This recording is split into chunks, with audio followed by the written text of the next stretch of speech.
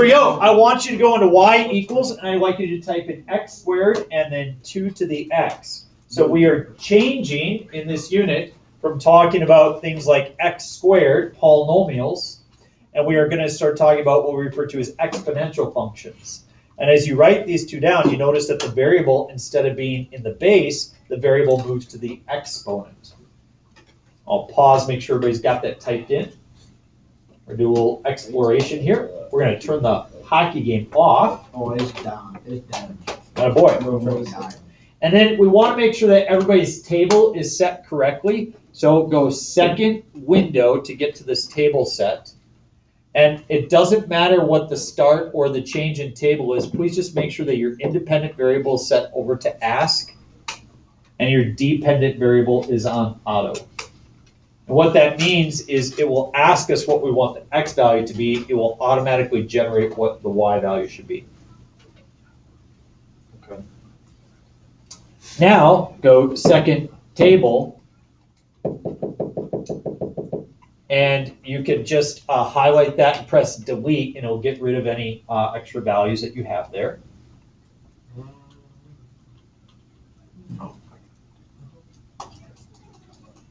And so what I'd like you to type in now is 0, 1, 2, 3, 4, 5, 6.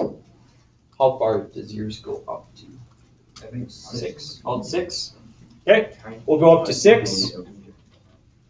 And what I'd like you to do, the first one is x squared, and the second one is 2 to the x. I want you to talk to the person next to you. How are they similar? I just pressed 1. And how are they different and why? Okay, what do you notice about these? How are they similar? How are they different and why? Go talk. What do you got? They're similar. Because, I just did that. Enter. what was it go? 2. Enter. 3. Enter. There you go. 5. One squared and then I think that X like that. So you got no one blue. x squared. Probably that most of them are all different numbers. So number 2 is they're both 4. There you go. Oh, I'm gonna put a 2 in.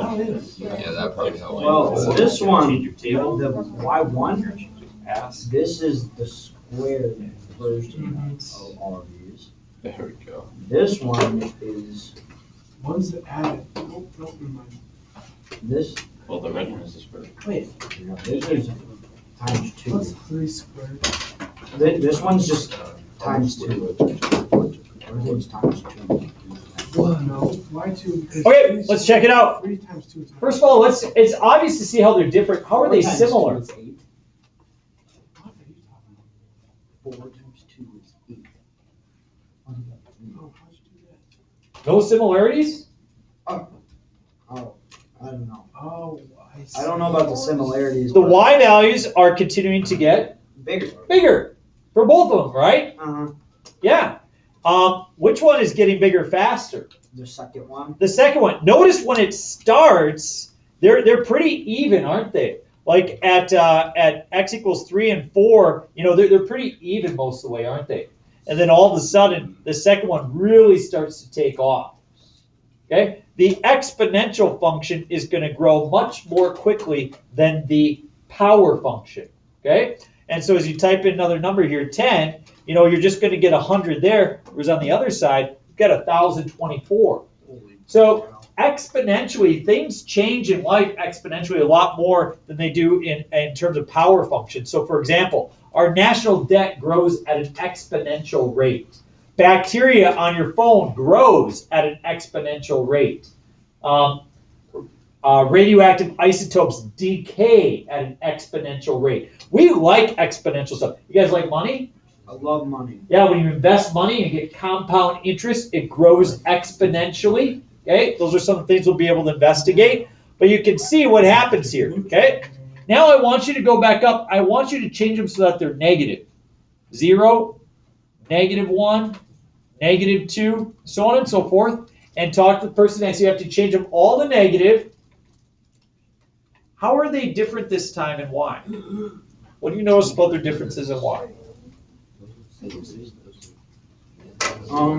This first box is the same, and the second box is getting smaller. Oh, we got real small when we got the 10. I don't get the 10, I only get the 6. Yeah, you get 10, there you go. I only get the 6. What's the easy again? The E or the negative 10. I can't believe you guys sent me out for us. Oh, I crafted. Oh, no. We chose to send T. All right, what did you notice about the first one? It stayed the same. Why did it stay the same? Square. Tell me more. Because Square a number goes positive. When you square a number, it becomes positive. Yeah, so if you look at the x squared piece, if you type in a positive and square it, it's the same as a negative and square it. We call that an even function where it's reflected about the y-axis. Doesn't matter whether you plug in the positive or the negative, you get the same thing. But what happened to the other one? What's happening to these values? They're getting super small. Yeah, they're getting very, very, very small, aren't they? But you notice that even though they're getting smaller, they're still all positive. Yeah, in fact, it doesn't matter what number you type in. Type in a negative 12, and you're still going to get a positive. Oh, that was negative 1, but you type in a negative 12, see if it goes to, yeah, I went to scientific notation. But these are all getting positive values. I heard somebody say that they accidentally graphed it. If I graph both of these, you can see exactly what happens. The x squared stays in that formation, whereas the exponential function stays very small, and then all of a sudden it takes off in that scenario. And that's what we want to do first, is we want to get some graphs of these exponential functions from the very last page that you have in your notes. Okay. And so a few units ago, we talked about all sorts of different functions, the absolute value function, the reciprocal functions. We made all these transformations. Today we want to add to our list a new function, and it is the exponential function. And right now we're going to look at exponential functions that have a base that is greater than 1. So for example, y is equal to 2 to the x, or y is equal to 5 to the x. And one important characteristic about, I think it should be your last page of your notes. One important characteristic about an exponential function is if you plug in 0 for x, do people know what any number to the 0 power is? 1. You get 1. So these go through the coordinate of 0, 1. And on the negative side, they are very small, and then on the positive side, they get very large. So that is the general shape. It is the parent function. It has a horizontal asymptote. We've talked about that. Horizontal asymptote is y equals 0. That means it does not drop below the x-axis. We talked about how the outputs are always positive. Now, what if the base is between 0 and 1? So instead of 2, what if we would say y is equal to 1/3 to the x power? Well, it turns out that that's the same as 3 to the negative x power. Okay, 1/3 to the x and 3 to the negative x are the same. If you notice 3 to the negative x, that's going to be the same graph as this, except it's going to reflect it over the y-axis. And so instead of starting down and finishing up, it's going to start up and it's going to finish down like so. It will still go through the coordinate of 0, 1, and it has this horizontal asymptote of y is equal to 0. There's a new number that comes up in mathematics. You guys have actually learned the most important numbers in math. You've known 0 and 1 for a while. You've also known the number pi for a long time. You've now been introduced to the number I, which is really important. And the last number that we like to talk about in math that is exceptional is the number e. The number e is 2.7182, so on and so forth. Okay, it's kind of like the number pi. It goes on forever. Trying to understand why e is special and important really kind of takes until we get to the end of this unit. When you get to calculus, you'll really appreciate it. Comes up a lot. But because the base is greater than 1, the function of e to the x just looks like the other one. It's no different. So if you see e to the x, looks just like the other ones. Does it still go through 0, 1, yep. And then if you have e to the negative x, that's the same thing as 1 over e to the x, which is a value smaller than 1, so therefore it has that type of shape.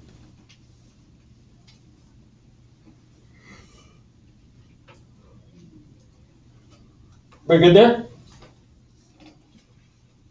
During the course of this unit, you're going to learn a lot of different formulas. I'll actually give you some of those formulas on the test. Deal? Okay, here we go. Flip over to the front.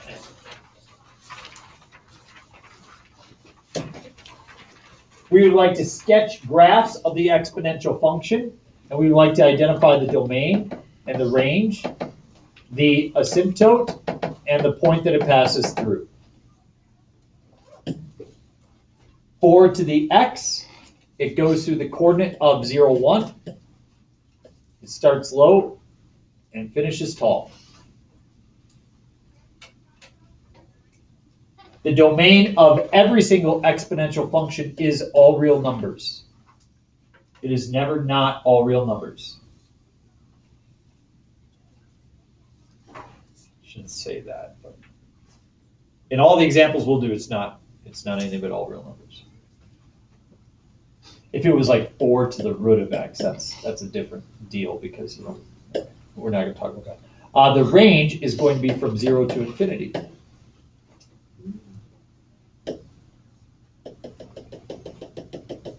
The asymptote is the x-axis, or y is equal to 0, and the coordinate that it goes through is 0, 1.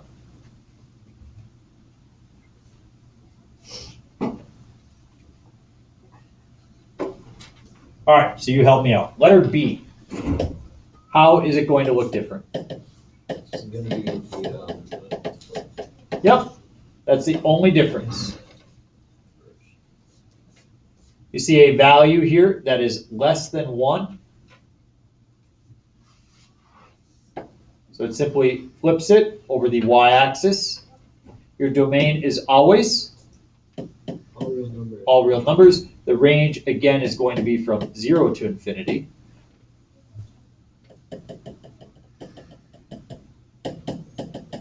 Your asymptote is y is equal to 0, and it goes through the coordinate 0, 1. Notice that the characteristics of these two graphs are identical to each other, yet the graphs do look a little bit different. How about letter C? Is it going to look like letter A or letter B? In fact, it's going to be the same as A. And that's all we're just going to write, is that it's the same as A. We won't redo it. Just want to make sure everybody's under the same understanding there. So let's now perform some transformations. What happens if you have a negative on the outside of the graph? It creates a vertical flip. So instead of it looking like the green and passing through the coordinate of 0, 1, it's going to look like the red, and it's going to pass through what coordinate? 0, negative 1. 0, negative 1. So I have my domain, my range, my asymptote, and a point that it passes through. The domain is always all real numbers for my exponential functions. What is the range going to be this time? negative infinity to 0. Keaton ate his Wheaties today. Actually, what did you have for breakfast? Your Pop-Tart? You look like a Pop-Tart guy. Captain Crunch berries. Oh, I love Cap Crunch. That's good stuff. The asymptote is still y is equal to 0, and the point, as Keaton said, it flips over the x-axis and gives you negative 1. I want you to try the next one on your own. See if you can come up with the graph, looking at what happens if we subtract 4. Make a guess, see what you can come up with.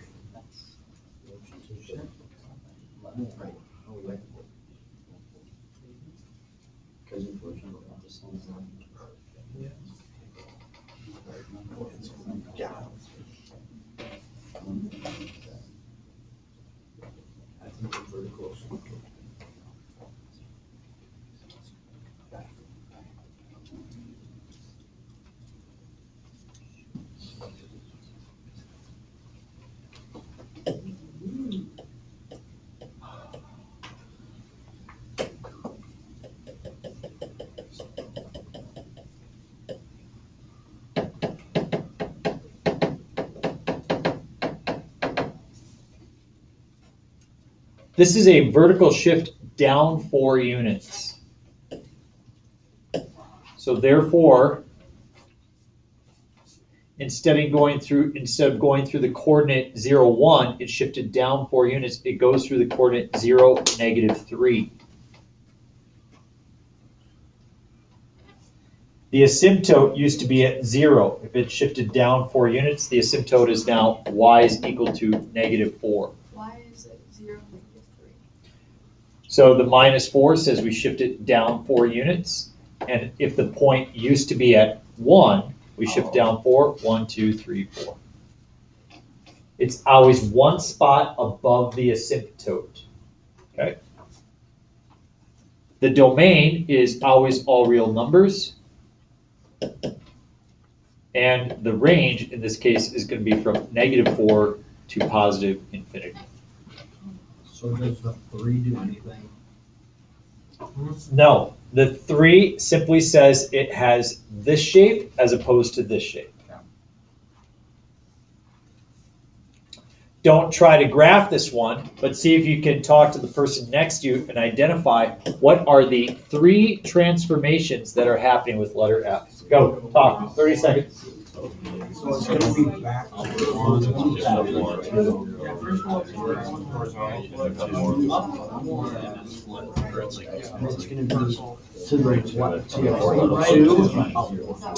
2. 5, 4, 3, 2, 1. The first thing you should see is that because it's 2/3, this is going to be kind of the parent function shape where it does that thing.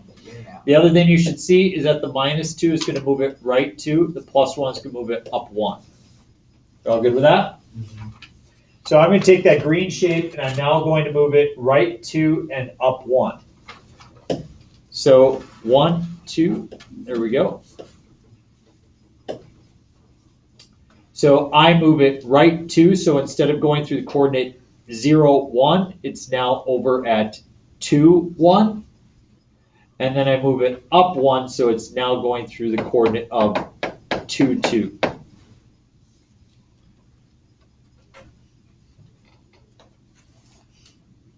I would now like to talk about the asymptote. The asymptote, if I move things right 2 units, does that change the location of the asymptote? If I move it up 1, does that change the asymptote? Yes, so the new asymptote is up 1 unit. So we know it's going to go through that blue point, and it's going to follow along that red asymptote.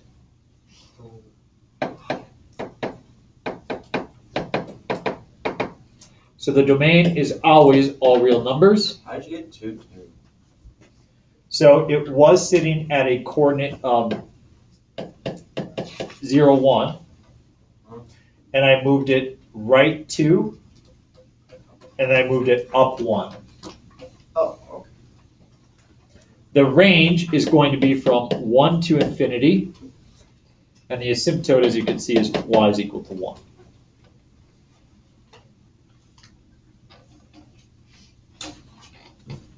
So that's a little bit more challenging. Flip it over. We end with this. This is nice and easy.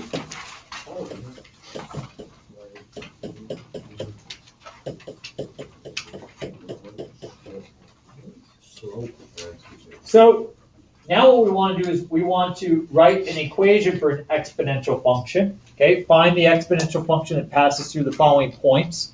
You're familiar with this if we have y is equal to mx plus b. Suppose I ask you to write an equation for the line, and I come up with the equation y equals 4x plus 9. Another person wrote an equation that said m is equal to 4. If the directions were to write an equation for a line, which answer is going to be right on the test? The first one or the second one? No, first one. The first one, that's the equation for the line. That's only the slope, right? Okay, so we want a full equation. So an exponential equation is going to be y is equal to some number to the x power. So that's the form that we want to fill.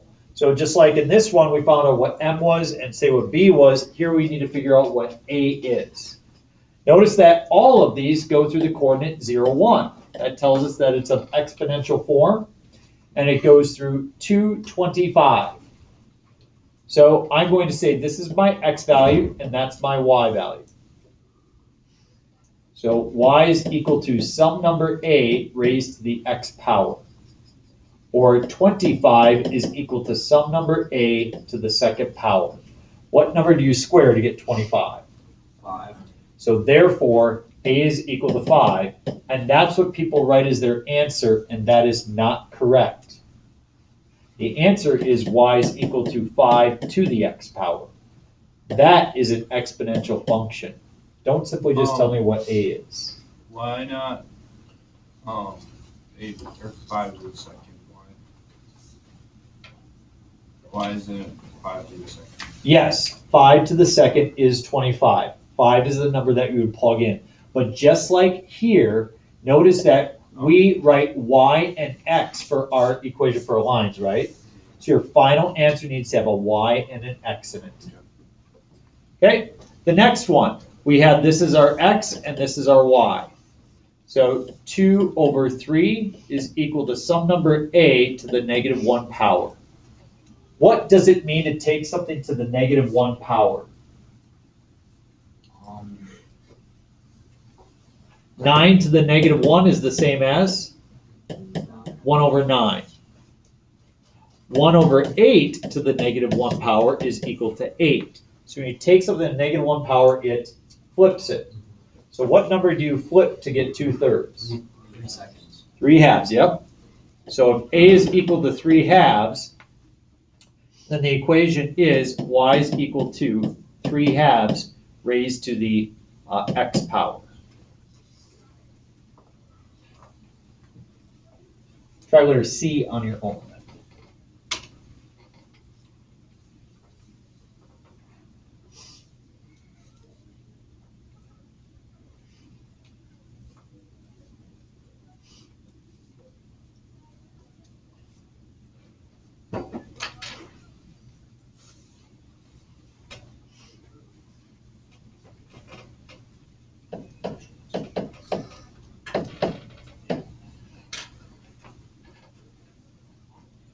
All good with y equals 2 to the x?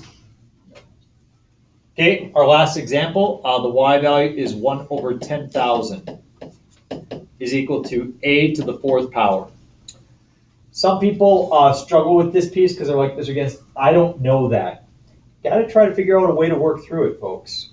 Let's get rid of the number 1 over 10,000. What if the question was this? What number do you take to the 4th to get 10,000? 10, right? So what number would you take to the 4th to get 1 over 10,000? 1/4. 1 10. 10th. So a is equal to 1/10. So you have y is 1 over 10 raised to the x power. Or you could write it as 10 to the negative x. Those two are the same. Either one is just fine. You have enough info to get started on this assignment. I would start on it sooner rather than later. We will get to a decent amount of your homework this week. So there you have it. Tomorrow, logarithms.